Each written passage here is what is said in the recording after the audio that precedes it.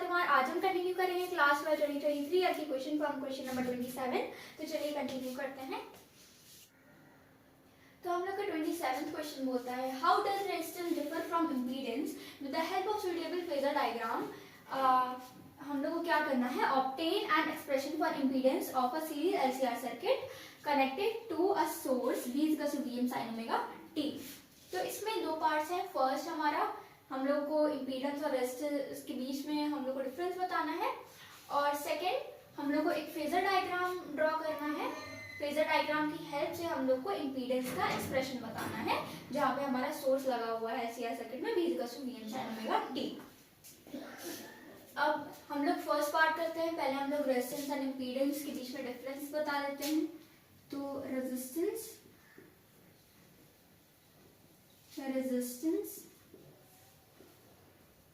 And impedance,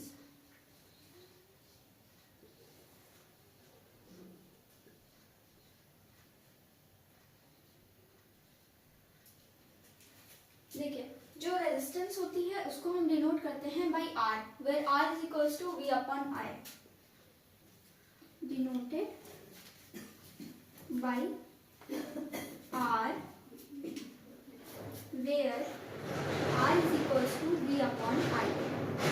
और impedance को हम डिनोट करते हैं by Z, where Z is denoted by Z,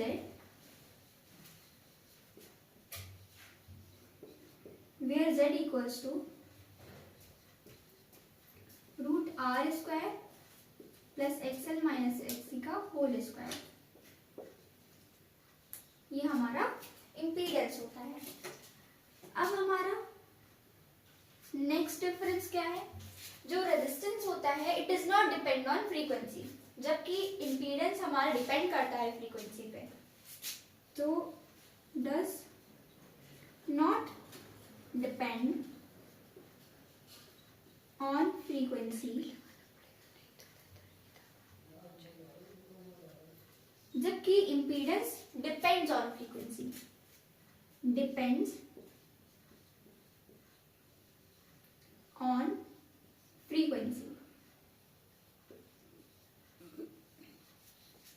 जो हमारा रेजिस्टेंस होता है it occurs in both AC and DC circuits, जबकि हमारा इम्पीडेंस सिर्फ एसी सर्किट्स में वर्क करता है, ऑकर करता है, डीसी सर्किट्स में नहीं करता है। तो resistance occurs in both AC and DC circuits, both AC and DC circuits,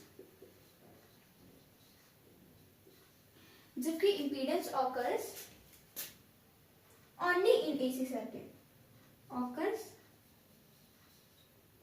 in AC circuit only।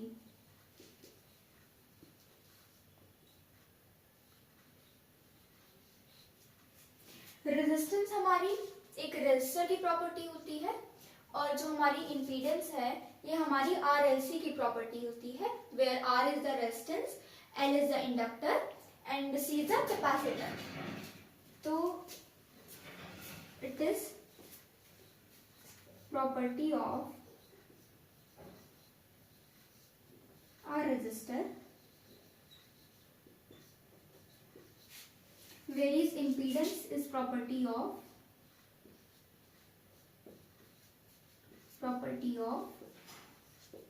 resistor, inductor and capacitor। तो ये हमारे डिफरेंस हो गए। तो हम लोग नेक्स्ट पार्ट पे आते हैं अपने क्वेश्चन के।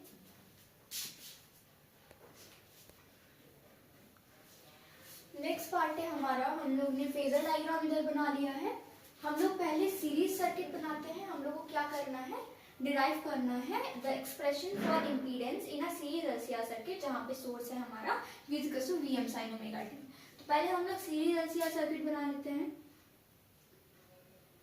ये हमारा रेजिस्टर हो गया, देन इंडक्टर और फिर कैपेसिटर, ये R, ये L एंड ये C।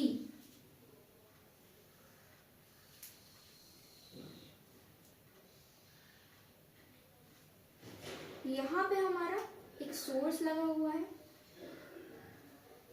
which is V is equals to Vm sin omega t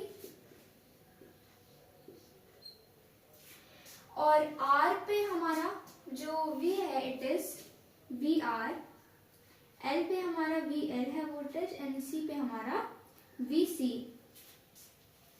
अब देखिए हमारा फेजर डायग्राम हम लोग अगर देखें तो करंट हमारा सब में कांस्टेंट है which is IN। Phasor diagram में देखिए करंट इस डायरेक्शन में जा रहा है। अब हम लोग अगर रेजिस्टर की बात करें तो इसमें जो करंट होता है और जो वोल्टेज होता है वो सेम फेज में होते हैं। Across the resistor the current and the voltage are in the same phase. तो देखिए करंट भी उधर ही है एंड वोल्टेज VR है वोल्टेज हमारा रेजिस्टर का, वो भी उधर ही है, they're in the same phase. यहाँ पे एंगल हमारा ओमेगा t + phi है। अब हम लोग अगर कैपेसिटर पे आए तो in a capacitor the voltage lags by 90 degree. तो वोल्टेज 90 डिग्री बिहाइंड होता है करंट। तो यहाँ पे हमारा VC है, देखिए 90 डिग्री से लैग कर रहा है वोल्टेज करंट से। और हमारा जो इंडक्टर है, इंडक्टर में क्या होता है कि voltage leads the current by 90 degree. Voltage leads the current by 90 degree, यानी यहाँ हमारा VL है जो 90 डिग्री से लीड कर रहा है करंट को। तो करंट हमारा सब में सीरीज है, करंट हमारा सब में कांस्टेंट है। फेजर डायग्राम ये हो गया, VC है हमारा इधर और VL है हमारा इधर और VR हमारा इधर है। अब हम लोग को क्या करना है, सीरीज एलसीआर सर्किट हमने बना लिया, ये हमारा फेजर डायग्राम हो गया। अब हम लोग को पता है कि देखिए VR क्या होता है, VR = IR, VL हमारा IXL। XL क्या होता है, इंडक्टिव रिएक्टेंस होती है हमारी, और VC = IXC। अगर हम इसको फेजर फॉर्म में लिखें तो हम लोग का ये कुछ ऐसे हो जाएगा, VM = VR + VC + VL। ये हमने फेजर फॉर्म में लिख लिया है इसको, फेजर फॉर्म। अब हम लोग इसको एम्पलीट्यूड फॉर्म में लिखेंगे तो हमारा VM² = VR² + VC - VL का होल स्क्वायर। तो VR² हम लोग इसकी वैल्यूज डाल देते हैं। देखिए VR² हमारा I² R² plus VC - VL का होल स्क्वायर, यानी I हमारा कॉमन आ जाएगा, यानी I² XL - XC का होल स्क्वायर। अब देखिए इन सब में I² कॉमन है, I² को हम इधर भेजेंगे तो VM² upon I² equal R² plus XL - XC का होल स्क्वायर, XC - XL का होल स्क्वायर। VM/I² हमारा ये आ रहा है। अब देखिए VM² अपॉन I² को हम VM/I का होल स्क्वायर लिख सकते हैं। तो हम लोग इधर इसको सॉल्व करते हैं। V/I का होल स्क्वायर, V/I का होल स्क्वायर = R² प्लस XL - XC का XC - XL का होल स्क्वायर। ये हमारा हो जाएगा impedance which is Z। V/I हमारा इम्पीडेंस होता है, तो ये Z² = R² plus XC - XL का होल स्क्वायर। Z इक्वल्स सब कुछ रूट में आ जाएगा, तो R² प्लस XC - XL का होल स्क्वायर। यही हम लोग को निकालना था, हम लोग को एक्सप्रेशन निकालना था for impedance of a series LCR circuit, जहाँ पे सोर्स ये है, तो हम लोग ने यही एक्सप्रेशन यहाँ पे निकाल लिया है। तो हमारा नेक्स्ट क्वेश्चन है, along solenoid consists of radius r, consists of n turns per unit length, a current I is equals to I naught sin omega t flows in the solenoid, a coil of n turns is wound tightly around it near its center। तो हम लोग के पास एक long solenoid है, एक long solenoid है हमारे पास जिसके number of turns is n। उसके अराउंड चारों तरफ एक कॉइल बाउंडेड है, उसके नंबर ऑफ टर्न्स क्या है, कैपिटल N, और रेडियस हम लोग को दे रखा है area A and radius is small r, तो रेडियस r है सोलेनॉइड का, रेडियस r, और हम लोग को क्या करना है, इंड्यूस ईएमएफ बताना है कॉइल में और the mutual inductance between solenoid and coil. तो हम लोग को पता है हमारे पास जब सोलेनॉइड होता है तो उसका जो मैग्नेटिक फील्ड होती है it is B equals to mu naught Ni। Magnetic field in a long solenoid is mu naught Ni, और हम लोग को ये भी पता है कि जो फ्लक्स है, फ्लक्स हमारी होती है NBA। तो हम B की वैल्यू डालें इसमें, यहाँ से उठा के लॉन्ग सोलेनॉइड में जो हमारी मैग्नेटिक फील्ड की वैल्यू होती है उसको हम अगर इधर डालेंगे तो N इंटू B हमारा म्यू नॉट Ni हो जाएगा इंटू एरिया। एरिया क्या है, pi are square, N into mu naught Ni into pi are square. ये हो गया हमारा फ्लक्स। अब हम लोग को पता है जो ईएमएफ होती है it is minus d phi by d, तो minus d into N mu naught N I pi are square upon d T.